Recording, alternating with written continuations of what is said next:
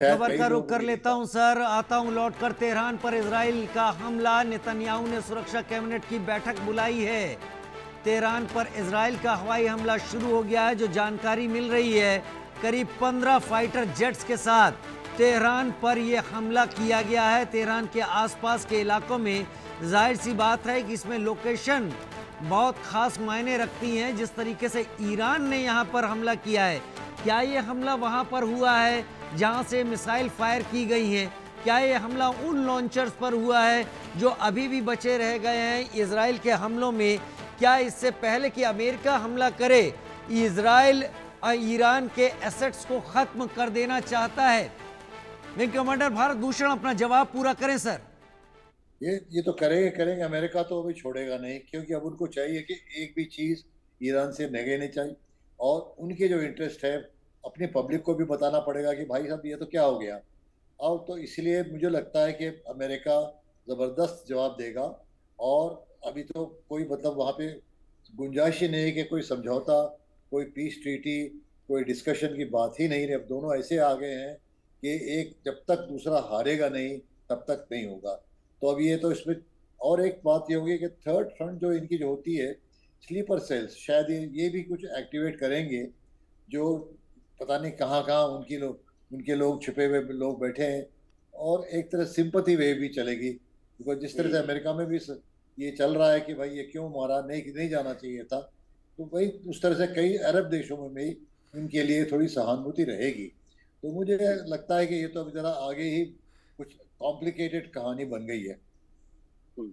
अच्छा कमांडर भूषण, जिस तरह की खबरें भी आई थी कि खामनेई ने अपने 3 उत्तराधिकारियों के नामों का ऐलान कर दिया है, मुझे तभी से खटका हो रहा था कि कुछ ऐसा कदम उठाने जा रहे हैं खामनेई। और उस ऐलान के कुछ ही देर कुछ कुछ घंटों के बाद ये ईरान ने अटैक यूएस पर कर दिया। हाँ, सुबह में अगर आपने पेपर पढ़ा हो या जब न्यूज़ देखा हो, उसमें कहा हम्म। था कि लड़ाई आपने चालू की है, खत्म हम्म। हम करेंगे। मतलब ये डेयर डेविलरी या मरो या मरना है, वो हिसाब तक पहुंच जाएंगे ये लोग। और इस तरह से, और ईरान भाई देखा जाए तो बहुत बड़ा देश है। अगर इसराइल से देखा जाए तो 9 9 करोड़ या 10 करोड़ पॉपुलेशन उनकी है। और हम्म। एरिया भी बहुत लंबी है, तो छोटा देश नहीं है। हम्म। तो इस तरह से मेरे को लगता है कि ये अभी बस आगे चल रहे हैं, हम इसी रास्ते हम्म। पे चलेंगे। और मुझे थोड़ा शक भी ये भी है कि शायद कुछ और मुस्लिम देश ईरान के साथ शायद या तो अंडरग्राउंड, अनकवर्ड हम्म। और ओवर्ट हम्म। सपोर्ट में आएंगे। हम्म। ठीक है, जनरल कोचर के पास में चल रहा हूँ। जनरल कोचर, ये चीजें अभी लंबी चलेंगी, इतनी आसानी से चीजें खत्म होने वाली नहीं है, क्योंकि ठीक है, फ्रंट में ना सही लेकिन चाइना बैक से सपोर्ट तो कर ही रहा है ईरान को। जो जिस तरह से अमेरिका के कार्गो आकर ईरान को इराक को रीइंफोर्समेंट दे रहा है, एम्यूनिशन दे रहा है, ऐसी चाइना भी दे रहा है। और रशिया भी है पूरी तरीके से सपोर्ट में। तो ये चीजें इतनी आसानी से खत्म होने वाली नहीं है, चीजें भी लंबी चलेंगी। हाँ, रोहित जी, लंबी चलेंगी। और ये मैं आपको इसलिए बता रहा हूँ, हम्म। जो एक्चुअली अमेरिका चाहता क्या है, इसका एंड स्टेट कहाँ पे लेके जाना चाहता है। अमेरिका हम्म। चाहता है कि यहाँ पे रिजाइम चेंज हो। अमेरिका चाहता है कि ये पूरी जो भी लीडरशिप है आज ईरान की, इसका सफाया किया जाए और अपने टाइप के लोग डाले जाए। बट मुझे समझ नहीं आ रहा है आज की डेट पे कि वो लोग कौन हैं हम्म। जिनको बिल्कुल अमेरिका ठीक बात। यहाँ पे सुपर इम्पोज करना चाहता है। बिकॉज आज की डेट में तो हमने इसको किसी का नाम हमने सुना ही नहीं है कि जो खुमेनी की जगह ले सकता है, या जो उसने ये अपना बेटा नॉमिनेट किया है और उसने अपना ग्रैंडसन भी नॉमिनेट किया है। तो हम्म। दोनों अभी कतार में है इसको ज्वाइन करने के लिए कि उनमें से ये आपका एक बनेगा। और खुमेनी को अगर आपने खत्म भी कर दिया और अगर उसके बेटे को भी अगर आप ले आए या उसके ग्रैंडसन को भी आप ले आए, तो क्या उसकी सोच अलग होगी जो हम्म। खुमेनी की सोच से। और अगर मैं आपको हिस्ट्री के में पीछे भी ले जाऊं, तो आप हिस्ट्री में देख लीजिए, जहां पर भी यूनाइटेड स्टेट्स ने रिजाइम चेंज किया है, यूनाइटेड स्टेट्स की शिकस्त हुई है। और लेटेस्ट एग्जांपल आपको मैं अफगानिस्तान का देता हूं। अफगानिस्तान में रिजाइम चेंज किया तो किसको बिठाया? एक टेररिस्ट ऑर्गेनाइजेशन को वहां पे। हम्म। बड़ी खबर का रुख कर लेते हैं सर। आ रहे हैं मेजर जनरल कोचर। कतर की ईरान को धमकी, ईरान को गंभीर नतीजे भुगतने होंगे। क्या कतर इतना कैपेबल है, इतना उसके पास ताकत है? लेकिन कतर ने ईरान को धमकी दी है कि ईरान को गंभीर नतीजे भुगतने होंगे। यानी मिडिल ईस्ट में अब कई देश इस जंग में उलझते हुए दिखाई पड़ रहे हैं। कतर क्या करेगा ईरान के ऊपर? क्या कतर की सॉइल से हमला होगा? क्या कतर खुद हमला करेगा या उसके पीछे अमेरिकी इंस्टॉलमेंट्स इस हमले को अंजाम देंगे? लेकिन कतर ने ईरान को धमकी दी है। हालांकि सभी देशों ने अपना एयर स्पेस जरूर क्लोज कर लिया है। मेजर जनरल कोचर अपना जवाब पूरा करें सर। हाँ, तो मैं यही बता रहा था कि जो ये अमेरिका ने जो अभी तक जहां पर भी अपने रिजाइम चेंज करने की कोशिश की, लिबिया में नाकामयाब रहे, आपका जो आपके इराक में नाकामयाब रहे, तो कोई ऐसा लेसन ये लोग आई थिंक हिस्ट्री से नहीं सीख रहे हैं। और ये जो इनके इंटरेस्ट के अगेंस्ट काम करता है, ये उसको ख़त्म करने की कोशिश करते हैं और हर एक जगह ऐसा किया है। बांग्लादेश में जब शेख हसीना ने इनकी बात नहीं सुनी तो उसको हटा दिया वहाँ से। और कहीं पर भी आप अगर इसको देख लें तो ये, और जहाँ पे अमेरिका घुसा है वो उसको छोड़ना पड़ा है वो जगह, और बहुत ह्यूमिलेशन के साथ उसको छोड़ना पड़ा है। और आई थिंक बहुत बड़ी गलती हो रही है ईरान में। 9.3 करोड़ लोगों का देश है ये, छोटा देश नहीं है ये। 16.25 लाख किलोमीटर का इसका साइज है। जब ऐसे देश में आप इसको सप्रेशन की तरह अगर आप उसको एक अपना रिजाइम चेंज, इसको बाहर से आप लेके अंदर आएंगे। रिजाइम चेंज हमेशा होता है जब उनके लोग चाहेंगे, जब उनकी आवाम खड़ी होगी कि भाई हमको आप में कॉन्फिडेंस नहीं है, हमको अपना दूसरा नेता चुनना है। और हमने ईरान में ये चीज़ पिछले 30 साल में होते हुए नहीं देखी है। और खुमैनी, अभी देखिए आप किसी देश के ऊपर हमला करते हैं तो उस देश की देश भावना भी उसको जागरूक होती है। एक सॉवरेनिटी के ऊपर आपने अटैक किया। आज और ईरान की सिचुएशन क्या है कि पहले हो सकता था कि कुछ ईरान लोग खुमैनी के अगेंस्ट ऊपर, आज वो उसके साथ है। बिकॉज आज एक देश के ऊपर बनाई है और देश अपने आप को इजराइल का दुश्मन मानता है और अपना यूएस का एक मिनी सैटर्न और एक बिग सैटर्न का नाम देते हैं। Israel is mini Saturn and USA is the big Saturn. तो जब आपके लिए ऐसे ऐसे नाम हैं जो अवाम ने चुने हैं, मुझे नहीं लगता कि ये इसमें रिजाइम चेंज कर पाएंगे। बेशक आप ईरान का उसको बहुत नुकसान करेंगे, आप उसको तबाह कर देंगे, आप उसकी इकोनॉमी को ख़त्म कर देंगे, वो सब आप कर सकते हैं। बट ये सब एक टाइम के लिए ही लागू होता है। 8-10 साल बाद ईरान की जो रीअलाइनमेंट हम देख रहे हैं रशिया के साथ, चाइना के साथ, नॉर्थ कोरिया के साथ। नॉर्थ कोरिया ने तो इतना भी बोला है कि अगर आपको न्यूक्लियर वेपन्स भी चाहिए तो हम आपको देंगे। तो अगर इस टाइप की एक रीअलाइनमेंट हम देख रहे हैं तो क्या मैं एक सवाल करना चाहता हूं यहाँ पे कि अमेरिका मागा के लिए दावेदार होगा इसके बाद? President Trump Nobel peace prize के लिए दावेदार होंगे इसके बाद? तो ये सारे सवाल है अमेरिका के लिए जो आई थिंक टाइम आने पे हमको इनके जवाब अपना मिल जाएंगे। अच्छा भारत भूषण जी, ये आपको लगता है कि डोनाल्ड ट्रंप ने बहुत जल्दबाजी में ये कदम उठा लिया था ईरान पे अटैक करने का? ईरान और इजराइल के बीच की ये जंग चल रही थी, दोनों के बीच में मिसाइलें दागी जा रही थी, दोनों के बीच युद्ध चल रहा था। अमेरिका की उसमें एंट्री होती है, धमकाने तक चीजें ठीक थी जब अमेरिका कह रहा था, लेकिन अचानक से अमेरिका ने बॉम्बर भेजकर और पूरा जो वहां पे एस्टेब्लिशमेंट था उसको खत्म किया और ये एक नया मुहाना जंग का खोल दिया। इसकी जरूरत थी क्या? ये अगर आपने पढ़ी है तो कैबिनेट के अंदर भी उनके पास डिवाइडेड थे ओपिनियंस। यस। कुछ लोगों ने कहा था कि नहीं करना चाहिए, और कुछ मागा सपोर्टर्स ने कहा था कि आपने कहा था कि अमेरिका को फिर एक बार वार में नहीं ले जाएंगे। तो ये सारी कन्फ्यूजन चलती रही थी, और ट्रम्प ने ये बोला था कि मैं 20 मिनट पहले भी मैं वापस बुला सकता हूँ। लेकिन अब वो ऐसे हैं कि उनका तो बहुत अनप्रेडिक्टेबल है। अब आप उनको दोस्ती किससे निभाते हैं, कौन उसका दोस्त फिर दुश्मन बन जाता है, ये कोई उनका जो है आजकल, अगर आपने 6 महीने में देखा है तो यूक्रेन को मैंने एक दिन में बंद कर दूंगा।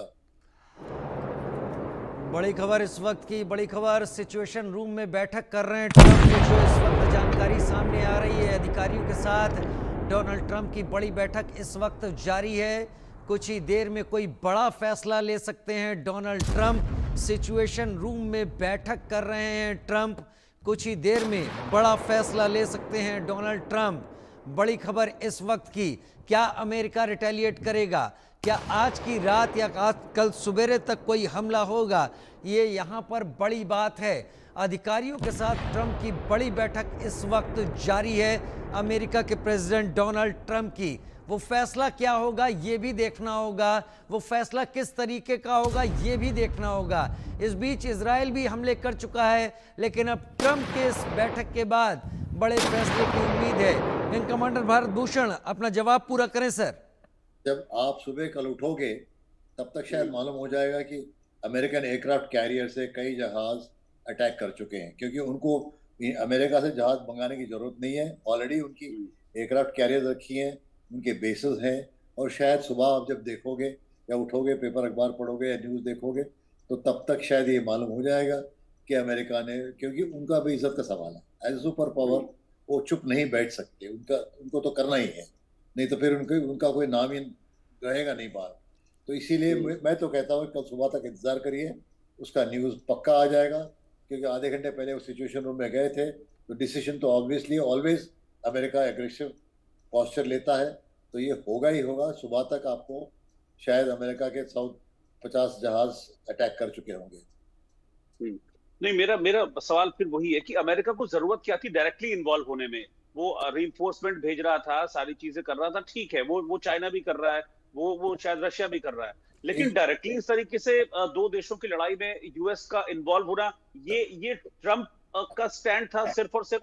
नहीं, डोमिनेशन, एक तो डोमिनेशन करने का, सेकेंडली जूइश लॉबी जो अमेरिका में है, और जो इजराइल अमेरिका के लिए मिडिल ईस्ट में एक पक्का उनके लिए साथी है, तो उनको तो बचाना था। और जिस तरह से ईरान मार रहा था कि बराबर चल रहा था उनके, तो ये तो खत्म होने वाली बात नहीं थी। और सेकेंडली उनको ये डर था कि जिस दिन ईरान के पास एटॉमिक वेपन आ जाएगा, इजराइल खत्म हो जाएगा और अमेरिका के लिए भी थ्रेट होगा।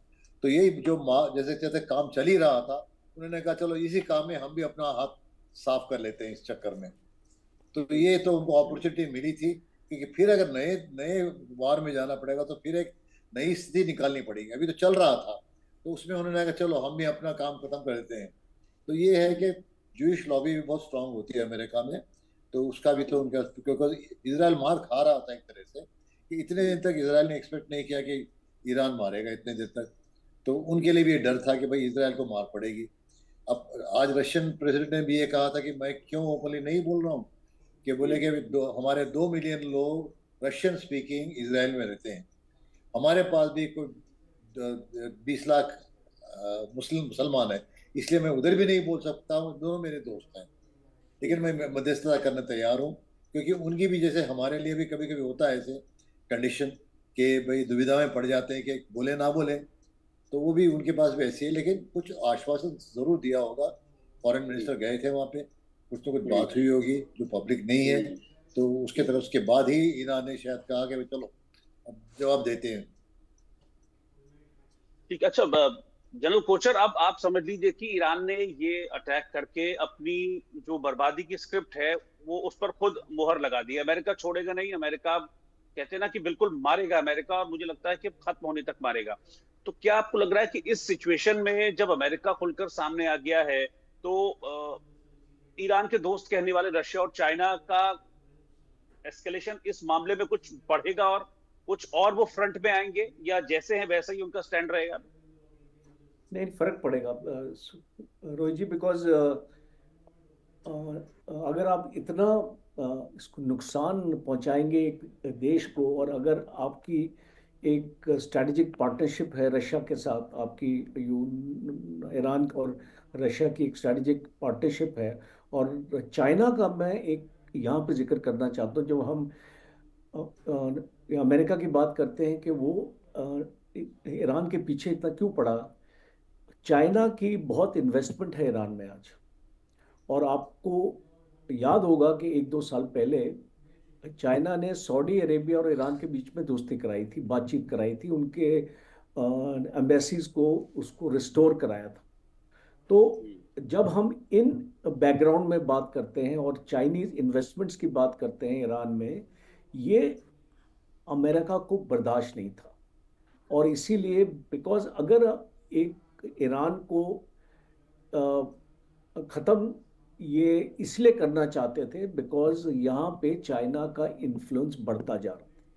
और अगर वेस्ट एशिया में चाइना अगर यहाँ पे आ जाता, अपना इन्फ्लुएंस अपना बढ़ा लेता, तो खतरा था। बिकॉज जिस तरीके से चाइना काम करता है, तो यूएई, कतर, बहरीन, ये सारी कंट्रीज चाइना के फोल्ड में आ जाती, क्योंकि चाइना बहुत बड़ी इन्वेस्टमेंट्स करता है इन कंट्रीज को, पैसा देगा, इन्वेस्ट करेगा। और दूसरा, चाइना का मैक्सिमम ऑयल ईरान से आता है।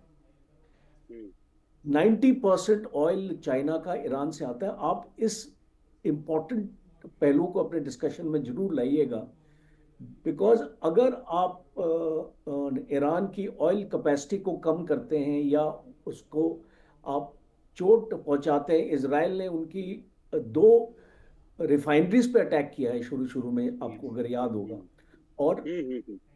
और उनकी सैंक्शंस लगने के बाद चाइना ने ईरान को बेल आउट किया है, बिकॉज मैक्सिमम ऑयल चाइना ने ईरान से लिया है। जब भारत ने भी अपना ऑयल इनटेक ईरान से बहुत कम कर दिया। आज मिनिस्टर हरदीप सिंह पुरी को मैं सुन रहा था, वो बोल रहे थे कि हमारा खाली 3 या 4% हमारी रिक्वायरमेंट ईरान से आती, और हमारे पास ऑल्टरनेटिव सोर्सेज हैं, इसलिए भारत के ऊपर इतना इम्पैक्ट नहीं होने वाला है। बट वो एक चीज़ जिक्र उन लोगों ने नहीं करी एलएनजी के बारे में, बिकॉज एलएनजी हमारा कतार से और यूएई से आता है, और 100% रूट स्ट्रेट ऑफ हॉर्मुज से आता है। और अगर इसका ब्लॉकेड हो जाता है, मेजर जनरल राजन कोचर, जो सिचुएशन अभी है, मेरे ख्याल से अभी जैसा विंग कमांडर भारत भूषण भी कह रहे थे, कल सुबह तक चीज़ें बहुत क्लियर होने वाली हैं अगर आज रात सिचुएशन रूम में बैठक के बाद ट्रंप कोई बड़ा फैसला ले लेते हैं। खैर, आप सभी मेरे साथ जुड़े, मेरे सहयोगी रोहित पुनेठा, अजय जांडियाल, मेजर जनरल राजन कोचर, मेजर जनरल एजेबी जैनी और विंग कमांडर भारत भूषण, बहुत धन्यवाद। इस वक्त